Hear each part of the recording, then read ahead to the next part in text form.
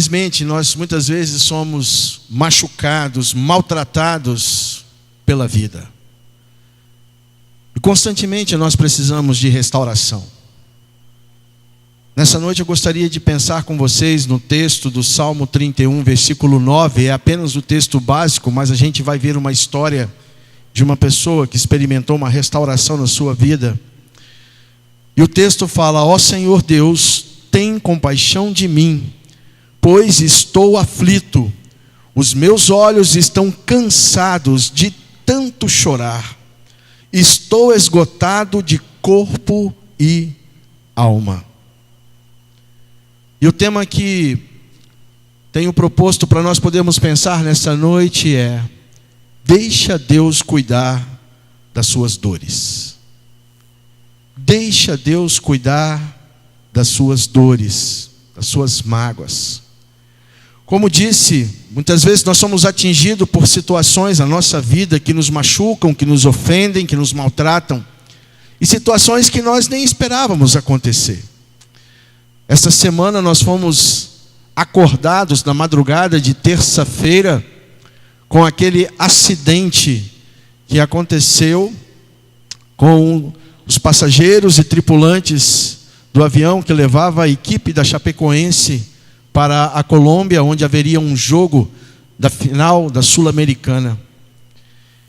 E quando ficamos sabendo daquela situação, nós começamos o nosso coração se entristeceu.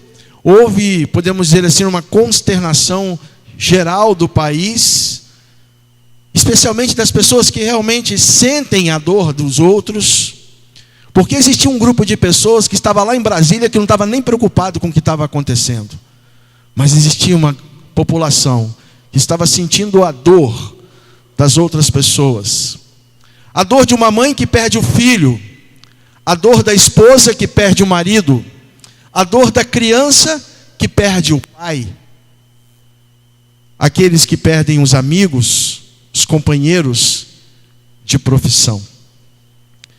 E a gente entende que nem tudo que fere a nossa vida é algo que nós fazemos, é algo que é causado por nós. Muitas vezes nós sofremos por causa das coisas que são feitas em outras pessoas, como foi o caso que nós vimos. Outras vezes nós sofremos por ver pessoas que estão sendo maltratadas e feridas por pessoas ou pela vida. Eu vou ler para vocês aqui um relato de um e-mail que eu recebi há algum tempo. Eu não era pastor aqui nesta igreja ainda, já tem um tempo que eu recebi este e-mail. Não vou citar nomes, então vocês não vão saber de quem se trata, mas apenas entender a situação. Essa irmã mandou um e-mail para mim dizendo o seguinte: prezado pastor, no ano passado, meus 20 anos de casamento se despedaçaram. Eu realmente fiz tudo o que era possível para preservá-lo, mas foi em vão.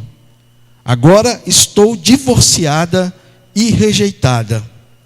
Estou lhe escrevendo porque não tenho ninguém mais com quem compartilhar meus sentimentos. Me sinto deprimida na maior parte do tempo e com nenhuma esperança para o futuro. Rejeição é um sofrimento pelo qual ninguém deveria passar. Minha angústia é profunda e o meu coração está imerso em solidão. Muitas vezes, depois do serviço, eu chego em casa sozinha e tudo que eu faço é sentar e chorar. Não tenho um ombro amigo em quem possa me apoiar. As pessoas têm suas próprias cargas para levar. A vida continua, mas para mim parece que está se arrastando dolorosamente, minuto a minuto. Eu me sinto emocionalmente paralisada e incapaz de fazer qualquer mudança em minha vida.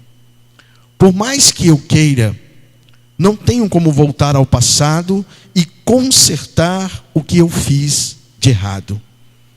Minha situação parece ser totalmente incontrolável. Pastor, por favor, me ajude a ajuntar os pedaços do meu coração. Esse e-mail estava guardado nas minhas coisas e eu entendo que nos dias em que nós vivemos, muitas vezes, esta situação ou outras situações podem estar trazendo dor, podem estar dilacerando a alma, o coração das pessoas. Muitas vezes nós percebemos pessoas que estão convivendo conosco, mas que por dentro elas estão completamente machucadas, maltratadas. No caso desta irmã, ela se sentia rejeitada por uma situação desastrosa na sua vida de divórcio. Se sentia então deixada de lado. Nem vontade de entrar em contato com as pessoas ela tinha, porque ela achava que as pessoas não tinham necessidade de se importar com ela, de ajudar. Meu querido irmão, minha querida irmã, meu prezado ouvinte, você que está nos visitando nessa noite, se você está passando por essa situação semelhante, eu sinceramente, no fundo do meu coração, eu sinto muito por você estar passando por isso. Eu não vou dizer para você que eu sei o que você está passando, porque eu não sei. Eu já passei por outras situações, de depressão, de tristeza, sim, mas talvez não pelo que você está passando. Mas o que eu quero apresentar para vocês nessa noite, que mesmo numa situação difícil, deprimente, dolorosa, que nos machuca, existe alguém que pode nos ajudar.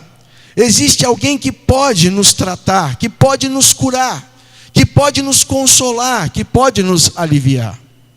Eu estava falando exatamente isso hoje para a nossa classe Novo Começo com Deus, quando nós estávamos falando sobre oração, que no momento em que eu fiquei sabendo das notícias do que havia acontecido com aquela equipe de futebol, tripulantes, pessoas, pais de famílias, filhos, namorados, noivos, a minha primeira reação foi orar a Deus, pedindo que o Senhor, por misericórdia, trouxesse consolo ao coração das famílias que estavam sendo machucadas com aquela notícia. E muitas pessoas ficaram questionando, mas por que Deus deixou que isso acontecesse? Deus é tão bom, se falam que Deus é tão bom, porque isso aconteceu. E algumas pessoas eu talvez entendam, até por causa da dor, do sofrimento, do não entender as coisas de maneira bem mais racional e espiritual, elas começaram a querer acusar Deus, dizendo, já que Deus é tão bondoso, por que isso aconteceu? Eram jovens que tinham sonhos, que pensavam em coisas grandes para as suas vidas, para a vida dos seus familiares. Tinha um jogador, inclusive, que ele sustentava o seu irmão na faculdade. Pessoas de bem, pessoas íntegras. E muitas vezes nós queremos colocar a culpa dizendo, Deus não podia ter deixado acontecer. Nós entendemos que Deus é soberano, Deus é santo. Mas Deus concedeu a todos os seres humanos o livre-arbítrio, a escolha. E infelizmente, nos resultados das investigações que nós observamos, algumas escolhas foram feitas erradas no que diz respeito àquela viagem. Mas algumas pessoas sobreviveram. Algumas pessoas sobreviveram, talvez para poder agradecer a Deus pela oportunidade. Mas 71 pessoas morreram. E dentre essas pessoas, pessoas cristãs, pessoas crentes. Para vocês poderem ver que muitas vezes as coisas acontecem, não é porque nós escolhemos. E tem coisas que acontecem porque nós escolhemos. Mas Deus se importa com todos nós. Deus se importa com a dor, eu entendo, com a dor que aquelas famílias estão passando. Mas aí eu fico a me perguntar, e pergunto talvez a você, o que você faz quando o seu coração é partido? Quando você sofre por alguma circunstância, quando você sofre por alguém, O que você faz quando o seu coração é partido? O que você faz quando a angústia toma conta da sua vida? Será que quando você está passando por esses momentos, você dá uma festa para tentar esquecer? É isso que muitas pessoas têm tentado fazer. Procuram então, nas drogas, nos alucinógenos da vida, tentar esquecer a dor que está sentindo no seu coração. Ou a pessoa entra naquele joguinho de que se tal coisa acontecesse, a minha vida se resolveria e eu não mais sofreria. Tem muitos que procuram se isolar, dizendo que nunca mais eu vou deixar ninguém me atingir e me fazer mal. É difícil isso, nunca mais. Se você vive no meio de pessoas, constantemente você sofre e vai sofrer decepções, vai ser ofendido, vai ser magoado. Existem pessoas que se retraem. O que você faz quando o seu coração é partido? Tem gente, uma vez eu ouvi uma pessoa dizendo para mim o seguinte: eu pediria demissão da vida. Vou pedir demissão da minha vida, porque está uma porcaria, só estou sofrendo, então vou pedir demissão da vida. Isso não é possível. Isso não é possível. Eu quero dizer para vocês que existe uma outra solução. O Salmo 31, versículo 9, Davi então diz ao Senhor: ó Senhor Deus, tem compaixão de mim, pois eu estou aflito, os meus olhos estão cansados de tanto chorar, estou esgotado de corpo e alma. E se existe uma pessoa que sabe realmente o que é sofrimento, entende de sofrimento, juntamente com Jó, que é um livro que nós temos na Bíblia, é Davi. Essa pessoa é Davi.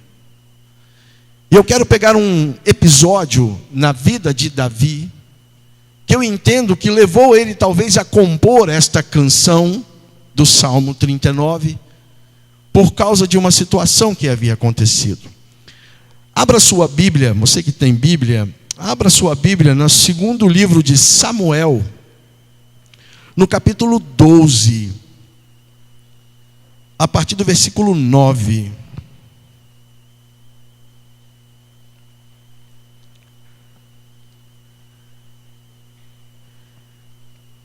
Eu vou dizer para vocês o que aconteceu antes, e aí depois nós vamos ler o versículo 9. O que aconteceu antes é que Davi um dia, ele estava em casa, ele deveria ter ido com seu exército para as batalhas, mas ele resolveu ficar em casa. Vou desfrutar, vou descansar. E ele foi então para a varanda da sua casa, e ali ele olhou e viu uma mulher muito bonita que estava a se banhar, lá na casa do vizinho. E ele então desejou aquela mulher, e ele mandou trazer aquela mulher para sua casa, para o seu palácio, e ele se deitou com aquela mulher, teve relações sexuais com aquela mulher, e no dia seguinte então ele mandou aquela mulher embora. Pode ir embora, já fiz, estou bem. Só que aquela mulher era casada, e ela foi embora. E aí o que aconteceu?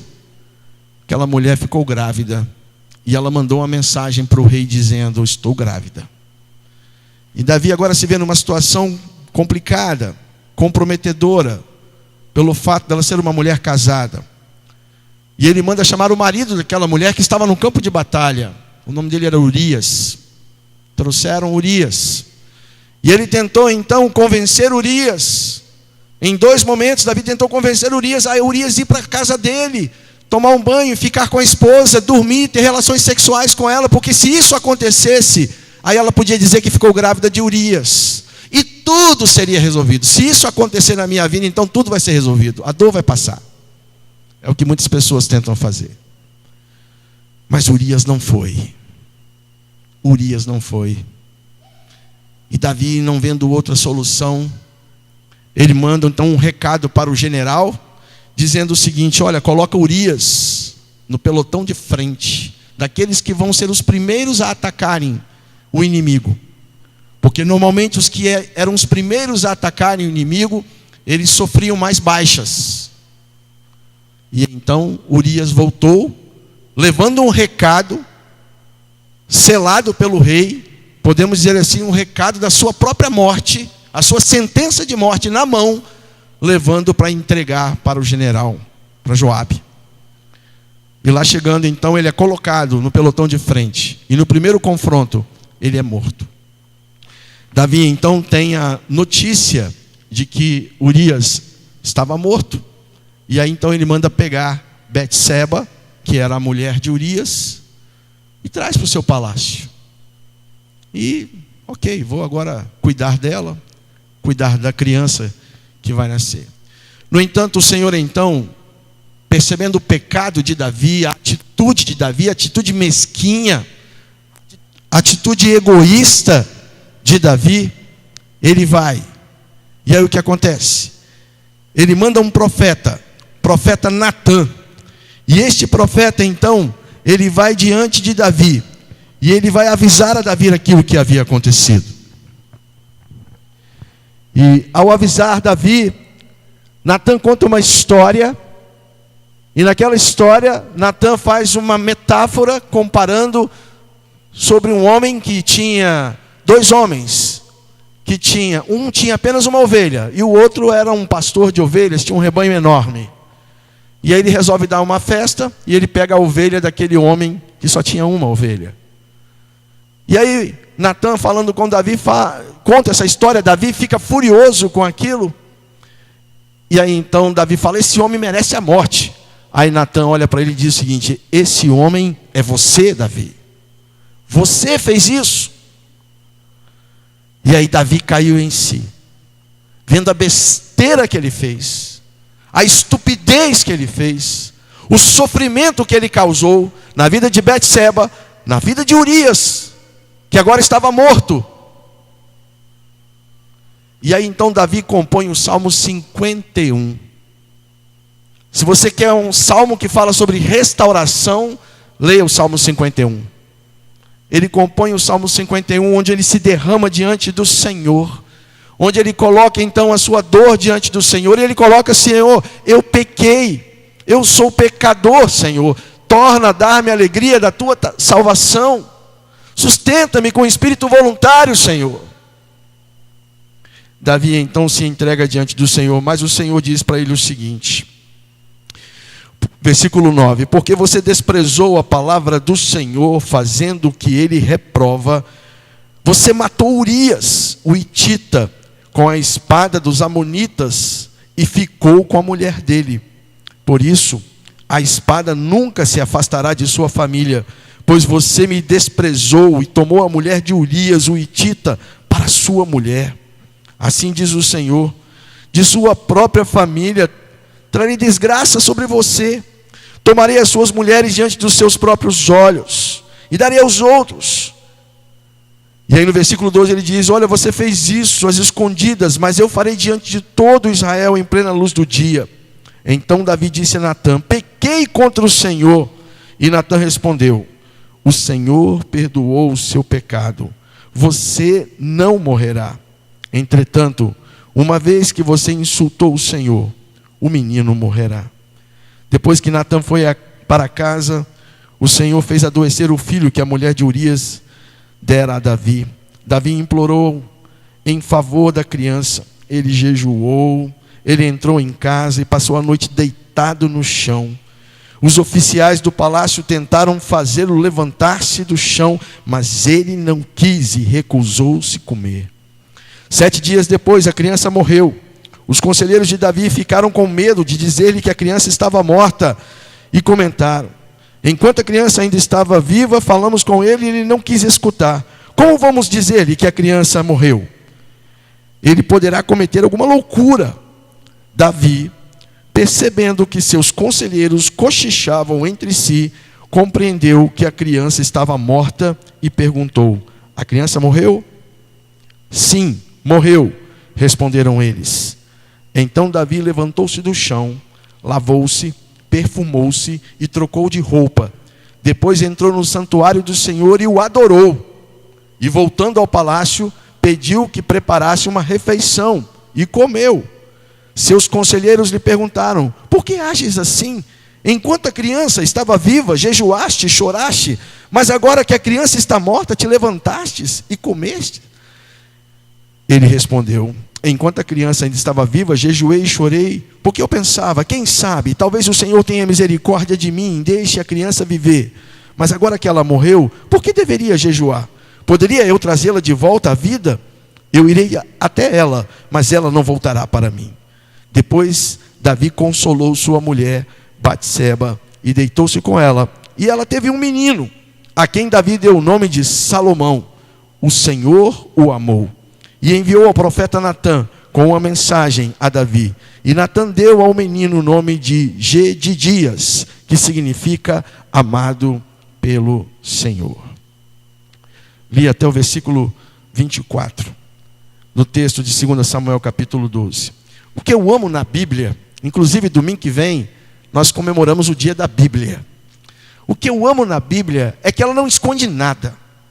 Ela mostra que pessoas que a gente sabe, porque a Bíblia trata Davi como um homem segundo o coração de Deus, antes de Davi se tornar este homem segundo o coração de Deus, ele andou, ele pecou, ele errou, ele fez escolhas erradas da sua vida. E a Bíblia então ela relata e mostra claramente o que acontecia na vida dessas pessoas. No entanto, nesse capítulo 12 de 2 Samuel, Davi nos dá algumas dicas de como nós podemos lidar com a dor, de como nós podemos lidar com a angústia. Depois de ele ter cometido o adultério com Batseba, planejado a morte do marido dela, ele carregou a culpa desta situação. E ele pediu perdão ao Senhor, buscou restauração no Senhor. Por isso que o Salmo 51 foi composto por Davi. Mas eu entendo que no momento em que ele estava sofrendo da dor, da iminente morte do seu filho, daquela criança que foi gerada num ato de pecado, de escolha errada, Davi tenha composto o Salmo 39 dizendo: Senhor, eu chorei a noite toda, o meu coração está angustiado, Senhor. Tem compaixão de mim. E aí eu entendo que o desenrolar das coisas no texto bíblico trazem algumas lições importantes para nós aprendermos a deixar Deus cuidar das nossas dores, deixar que Ele cuide de cada um de nós. E a gente pode aprender com Davi, mesmo com essa história triste, a gente pode aprender com Davi. Primeira coisa que eu aprendo com Davi, que ele fez para poder assim se livrar da sua angústia, daquilo que lhe afligia e colocar a sua vida nas mãos do Senhor. Davi, ele aceitou aquilo que não podia ser mudado. Aceite o que não pode ser mudado. Meu querido irmão, minha querida irmã, meu prezado ouvinte, se você tem sido magoado na vida, por quem quer que seja, talvez pelo seu pai, pela sua mãe, pelo seu irmão, pela sua irmã, pelo seu colega de trabalho, pelo seu vizinho, não importa, pelo seu filho, talvez você tenha sido magoado. Uma coisa que tem feito você se lamentar, chorar, sofrer, e muitas vezes isso já aconteceu há algum tempo. Entenda que aquilo que aconteceu não pode ser mudado. Você não consegue voltar ao passado. Na carta que eu li para vocês, aquela mulher disse: se eu pudesse voltar ao passado para consertar o que eu havia feito de errado. No meu entendimento, na minha compreensão, ela apenas estava reconhecendo o erro dela, mas do seu cônjuge. Será que somente um cônjuge erra? É óbvio que não. Mas ela estava colocando a culpa, dizendo que ela estava errada. Então, se ela pudesse voltar ao passado, ela poderia consertar o seu erro. Quantos de nós aqui já pensamos isso? Quantos de nós já pensamos: poxa, se eu pudesse voltar naquele dia, eu não teria feito aquela escolha, ou eu não teria feito aquela atitude. Mas isso não vai acontecer. Isso não acontece. Na vida do ser humano, você não volta ao passado. Você não volta ao passado no tempo, na história, para corrigir aquilo que você fez de errado. Você volta ao passado como? Na sua mente e no seu coração. Porque existem pessoas que estão presas no passado, sentindo a dor de algo que aconteceu lá atrás. e que elas ainda não aceitaram aquela situação. Davi, no versículo 22 e 23, ele disse o seguinte: olha, enquanto a criança ainda estava viva, eu jejuei e chorei. Eu pensava, quem sabe, talvez o Senhor tenha misericórdia de mim e deixe a criança viver. Mas agora que ela morreu, por que deveria eu jejuar? Poderia eu trazê-la à vida? Eu vou até ela, já falando a respeito quando ele morresse. Mas ela não viria até a mim. Davi deixou claro o seguinte: olha, o que agora aconteceu, eu não tenho como mudar o passado. O problema é que muitas vezes nós trazemos mágoas e sentimentos negativos à nossa vida porque nós estamos presos ao passado. Algo que aconteceu, estamos amarrados. Talvez um relacionamento indevido no passado, alguns envolvimentos com questões ruins no passado. Mas se nós ficarmos olhando para trás, tentando corrigir o nosso passado, nós não vamos sair deste momento de sofrimento, de dor, e vamos continuar esbarrando em situações complicadas no presente e no futuro. Quem vive no passado é como se estivesse dirigindo o carro, olhando para o retrovisor de dentro, olhando para trás. Você não presta atenção no que está na frente, você está olhando apenas lá para trás. Primeiro passo para nós podermos então dar assim diante de Deus e entender: Senhor, eu quero que o Senhor cuide de mim, cure as minhas dores. Então, Senhor, eu aceito o que aconteceu no passado, não tem como mudar. Eu não quero mais praticar, eu não quero voltar àquele tipo de situação, mas eu aceito o que aconteceu. A aceitação é o primeiro passo para curar a nossa mente, para curar a nossa vontade, para curar as nossas emoções. Esta é a primeira chave para nós podermos desfrutar da paz de espírito. Aceite aquilo que já aconteceu, liberte-se disso. Seja lá o que for que tenha acontecido, mas que ainda marca a sua vida, arranha o seu coração, se torna como uma ferida que não cicatriza. Aceite o que não pode ser mudado. Em 1993, tinha um filme que rodou muito nos cinemas e as pessoas assistiram. O filme, o título dele era Meia-Noite e Um. Meia-Noite e Um. Você pode achar no YouTube, você vai achar esse filme. É um filme de 1993, mas é um filme inteligente, um filme de ficção, mas é um filme legal. O filme conta uma história de um rapaz que ele foi atingido por uma circunstância climática, por um raio, e a vida dele entrou num loop. Toda vez que dava meia-noite e um, ele voltava ao dia anterior. Ele nunca avançava. E ele via as coisas se repetindo. Ele via as coisas acontecendo do mesmo jeito que tinha acontecido no dia anterior. Aí ele já sabia das pegadinhas dos amigos, das brincadeiras que iam fazer, do brigueiro que a chefe ia dar nele. Várias coisas aconteceram, ele viu se repetindo.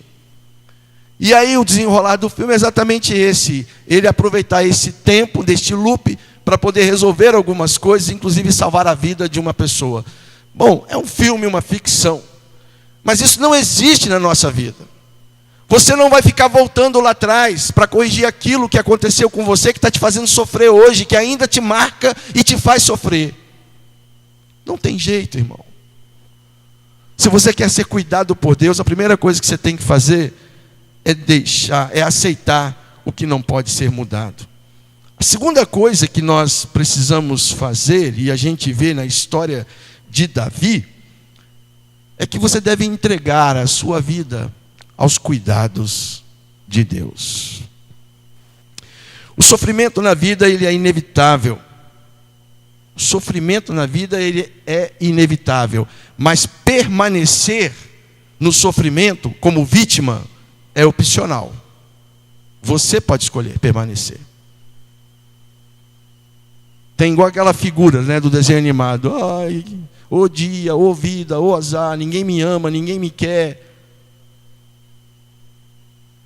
O sofrimento é inevitável, mas permanecer como vítima é opcional. E muitas pessoas ficam naquela situação de vítimas do sofrimento porque acham cômodo. Porque alguém vai ter pena de mim, alguém vai fazer alguma coisa por mim, mas ela mesma não se cura. E ela não sabe que aquilo que está doendo, machucando ela, está machucando as outras pessoas também. Então, depois de nós aceitarmos aquilo que não pode ser mudado no nosso passado, porque você não reescreve o seu passado, a gente tem que entregar a nossa vida aos cuidados do Senhor. E olha o que Davi fez. Versículo 20. Depois que Davi, então, ele não pôde mudar a história dele, né? Ele cometeu pecado,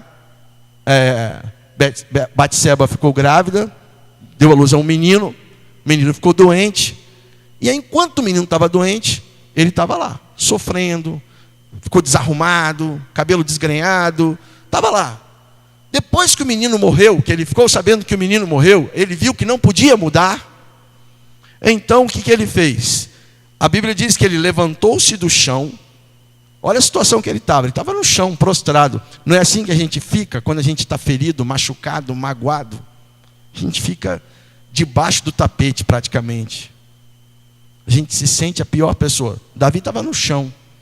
Ele levantou-se do chão, lavou-se. Imagine um cara que não toma banho uma semana. Ele não tomou banho. Aí ele levantou-se do chão, lavou-se, perfumou-se. Além de tomar um banho caprichado, deve ter dado uma parada na barba, no cabelo, passou aquele perfume gostoso, que ele era rei, devia ter as melhores coleções de perfume lá, né? Ele tomou, perfumou-se, trocou de roupa, vestiu uma roupa top, a melhor roupa que ele tinha. Sabe para onde ele foi? Ele foi para o tabernáculo. Ele foi para o lugar onde era o santuário do Senhor. Ele foi para a igreja. Ele entrou ali e ele adorou ao Senhor. Um homem que reconheceu que havia errado. Um homem que reconheceu que fez escolha errada. E é por isso que esse homem, que se arrependia dos seus pecados e se aproximava do Senhor, foi considerado o homem segundo o coração de Deus. Depois de uma situação dolorosa na sua vida, depois de ele perder o seu filho, como consequência do seu erro, da sua escolha ruim, ele agora então se prepara da melhor maneira possível para entrar no santuário do Senhor e adorar ao Senhor. Lá ele adorou a Deus. E enquanto ele adorava a Deus, ele ganhou uma perspectiva nova de vida. É por isso que eu entendo que aquele salmo que a gente gosta tanto, o Salmo 37, versículo 5 nos fala: entregue o seu caminho ao Senhor, confie nele e ele agirá. É Deus que vai agir. É Deus que vai trazer a restauração. É Deus que vai trazer o consolo. É Deus que vai trazer a cura. Talvez não instantaneamente como você quer. Porque nós hoje vivemos na geração do push button. Apertar o botão, as coisas já se resolvem. Mas o tempo de Deus não é assim. E muitas vezes Deus vai tratando com a gente de maneira bem devagar, para que aquilo possa se consolidar na nossa vida. Entregar-se aos cuidados de Deus. É a segunda lição que eu vejo na vida de Davi, que o ajudou a restaurar a alegria, a paz de espírito, a sua mente e a sua alma. Aquela alma que estava chorando, aquela alma que estava aflita, aquela alma que clamava ao Senhor pedindo: tem compaixão de mim. Entregar-se ao Senhor. E a terceira coisa que eu aprendo com Davi, que me ajuda a enfrentar os momentos de dores e dificuldades e angústia na minha vida, é a seguinte: focalize no que ficou e não no que se foi. Focalize no que ficou e não no que se foi. Os empregados de Davi, eles ficaram intrigados. Por que Davi estava daquele jeito enquanto o menino estava doente? Quando o menino morreu, Davi foi lá, levantou-se, tomou um banho, perfumou-se, vestiu uma roupa bonita, foi para a igreja, adorou ao Senhor. Eles ficaram encucado. Depois ele foi, jantou, né? Ele pediu uma comida lá também, se alimentou, porque ele estava de jejum uma semana inteira. E ele se alimentou, se fortaleceu. E eles ficaram encucados. Como é que pode essa situação? A gente vê a ação de Deus na vida de Davi, depois que ele adorou o Senhor. E eu entendo que Deus deu uma nova perspectiva. Talvez Davi tenha se apegado a algumas promessas que o Senhor havia feito a ele, e agora ele estava falando com Deus sobre essas promessas. E aquilo mudou a sua visão. E aí o que ele fez? Depois que ele adorou ao Senhor, depois que ele estava bonitão, cheirosinho, ele foi consolar Batseba. Casei com ela, não casei? Ela não está aqui? O menino morreu. Foi. Ele não vai voltar. Eu vou me encontrar com ele um dia, mas ele não vai voltar. Então, vou focar no que ficou. Na minha esposa. Na esposa que estava sofrendo. Aquela mulher que talvez fosse... A Bíblia não fala detalhadamente, mas a gente infere dizendo que talvez seja o primeiro filho que ela teve e aquela criança morreu. E a Bíblia fala, Davi então consolou sua mulher. Versículo 24. Deitou-se com ela. Davi então demonstrou o seu amor, o seu carinho, olhando para aquela mulher e entendendo o seguinte: agora ela está comigo, eu tenho que cuidar dela, amá-la, respeitá-la. E ele então, neste momento de amor, de carinho, de consolo, ela ficou grávida mais uma vez. Davi era bom nesse negócio, né? E aí ela ficou grávida de mais um menino. E nasceu então Salomão, que é amado do Senhor. Salomão que depois se tornou o rei no lugar de Davi e construiu o grande templo de Jerusalém. Salomão que foi o homem mais sábio do mundo. Salomão que foi um homem que Deus olhou para ele e falou assim: pede o que você quiser que eu vou te dar. E ele falou: Senhor, me dá sabedoria, porque o povo é grande, eu preciso dirigir o povo. Deus olhou para Salomão e falou assim: Salomão, você pediu sabedoria, você pediu uma coisa muito boa, eu vou te dar sabedoria, ninguém vai conseguir ser como você, de tão sábio, inteligente. E outra coisa, porque você não pediu seus inimigos, porque você não pediu riqueza, eu vou te dar riqueza, eu vou te dar honras. E Salomão foi um rei reconhecido por todos os outros reis e reinos que existiam no entorno de Israel. Davi, então, naquele momento, ele olhou para o que havia ficado, esquecendo-se das coisas que para trás ficaram, que não tem como mudar, e ele pensou: daqui agora em diante vou construir algo novo. E é isso que Deus quer fazer nas nossas vidas. É isso que muitas vezes, meu querido irmão, minha querida irmã, Deus tem colocado pessoas, Deus tem colocado circunstâncias, situações na sua vida para ajudar você a se livrar das suas dores, das suas mágoas do passado. E muitas vezes aquilo que está ao seu redor você não tem observado, não tem focado nisso, porque você constantemente fica se martirizando por causa daquilo que não se resolveu lá atrás, de uma mágoa, de uma dor que você tem. Talvez alguns de vocês estão passando por um período angustiante nas suas vidas. Eu não sei, mas Deus sabe. E eu quero dizer para vocês que Deus não acabou a obra. Ele não terminou a obra em você. Muitas vezes aquilo que está passando na sua vida é doloroso. Aquilo que está passando na sua vida talvez é como se fosse uma tempestade, é algo que te apavora, traz medo. Mas eu quero dizer o seguinte, conforme Isaías capítulo 61, versículo 3, uma promessa do Senhor para dar aos que choram em Sião uma coroa de alegria, em vez de tristeza, um perfume de felicidade em vez de lágrimas, e roupas de festa em vez de luto. Você não precisa permanecer prisioneiro da sua angústia. Você pode fazer uma escolha. Entregar-se a Deus. Aceitar o que não pode ser mudado no passado. E focar naquilo que ficou. Investir naquilo que ficou. Eu estava ouvindo a entrevista do goleiro, do Jackson Follman, que foi um dos sobreviventes. E ele, dos outros dois, ainda eles não estão totalmente conscientes, mas ele está mais consciente, já conversaram com ele já sabe do que aconteceu. E aí falaram com ele, olha, nós tivemos que amputar a sua perna. Ele teve uma das pernas amputadas. Ele falou assim, eu prefiro a vida do que a perna. Eu prefiro a vida do que a perna. E olhando para a resposta desse rapaz, diante do grande desastre que ele enfrentou, ele está focando no que ficou. Ele está vivo.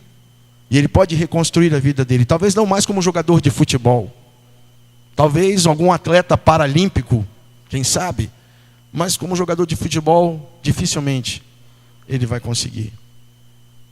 Mas o importante é que eu olhei para aquela resposta, olhei para aquele rapaz, porque estava uma entrevista que a gente pôde ver. E aí então eu percebi o seguinte, ele está focando no que ficou. Está buscando então tirar da situação da tragédia algo positivo para a sua vida. Por isso, meu querido irmão, minha querida irmã, deixe Deus aliviar as suas dores. Deixe Deus aliviar as suas mágoas. Ó Senhor Deus, tem compaixão de mim, pois estou aflito. Os meus olhos estão cansados de tanto chorar. Estou esgotado de corpo e alma. Talvez essa seja a sua realidade nessa noite. Chorando, cansado, cansada. Relacionamento com os filhos não vai nada bem. Relacionamento conjugal não vai nada bem. No emprego não está legal. Ou talvez estou desempregado. Eu não sei. Apenas citei algumas situações que normalmente nós vemos as pessoas sofrendo por conta disso. Mas eu quero dizer para você que existe um Deus que cuida de você. E nós cantamos isso hoje. Eu preciso aprender um pouco aqui, um pouco ali. Eu preciso aprender mais de Deus, porque é Ele quem cuida de mim. Deus cuida de mim. Na sombra das suas asas, Deus cuida de mim. Escolha Deus. Escolha entregar-se a Deus e deixar Ele cuidar de você. A igreja vai estar orando nesse instante. E eu quero convidar você, meu irmão, minha irmã, meu amigo visitante que está aqui essa noite. Entregue as suas dores ao Senhor. Entregue a sua vida ao Senhor. Foque no que ficou. Confia no Senhor. E Ele vai fazer algo diferente e espetacular na sua vida. Todos nós que estamos aqui não somos pessoas perfeitas. Todos nós temos dificuldades, temos problemas, temos momentos difíceis. Eu mesmo já tive momentos difíceis na minha vida, de depressão, de tristeza. Mas Deus tem sido misericordioso e bondoso e cuidado da minha vida. Ele quer cuidar da sua vida também. Confiando na letra dessa música, daquilo que nós vimos, Deus cuida de mim, na sombra das suas asas, Deus cuida de mim. Eu quero te convidar para uma decisão de você entregar as suas dores ao Senhor nesse instante. Se coloque de pé então, e eu vou estar orando por você. Eu vou estar suplicando a Deus Pai, ao meu Deus, ao nosso Deus, para que Ele possa trazer, ó Pai, o alívio para a sua vida, para que Ele possa trazer a restauração para a sua vida, para que Ele possa te dar uma nova perspectiva e você superar este momento difícil que você está vivendo. Confie em Deus. Coloque-se de pé, então nós vamos estar orando por você nesse instante. Onde você estiver, você pode ser membro da igreja ou não, coloque-se de pé, eu vou estar orando por você. E eu tenho certeza que Ele vai trazer este consolo, esta paz. Ele vai cuidar de você, porque Ele sabe a dor que você está enfrentando. Coloque-se de pé.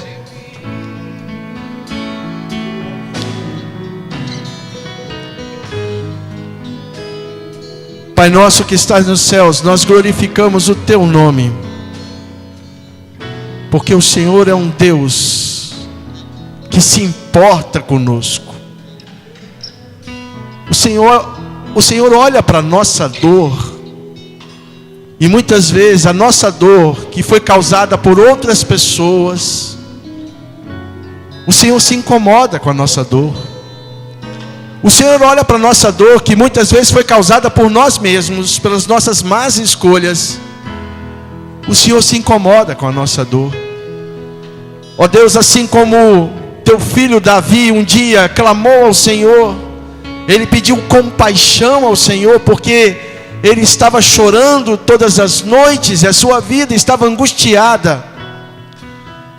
Nesse instante, ó Pai, em nome de Jesus, o nosso Senhor e Salvador, eu quero clamar ao Senhor, que o Senhor venha derramar, ó Pai, um bálsamo de cura, de restauração, um bálsamo, ó Pai, de libertação na vida destes meus queridos e queridas que ficaram em pé, Senhor, que corajosamente se colocaram diante de Ti, dizendo: Senhor, eu estou entregando ao Senhor as minhas dores, cura-me, Senhor. Ó Deus, o Senhor sabe, o Senhor conhece cada um, sabe o sofrimento de cada um, mas em nome de Jesus, ó Pai, derrama a Tua paz, Senhor, derrama o Teu consolo, em nome de Jesus, ó Pai, nos dá uma nova perspectiva de vida, para a gente poder olhar para o Senhor, olhar para frente, e focar naquilo que ficou, e temos forças, ó Pai, para caminhar. Ó Deus, talvez tem pessoas aqui que estão de pé, clamando ao Senhor pela restauração do seu casamento. Ó Senhor, em nome de Jesus, em nome de Jesus, traz, ó Pai, a restauração. Toca, Senhor, na vida dos cônjuges, restaura cada um.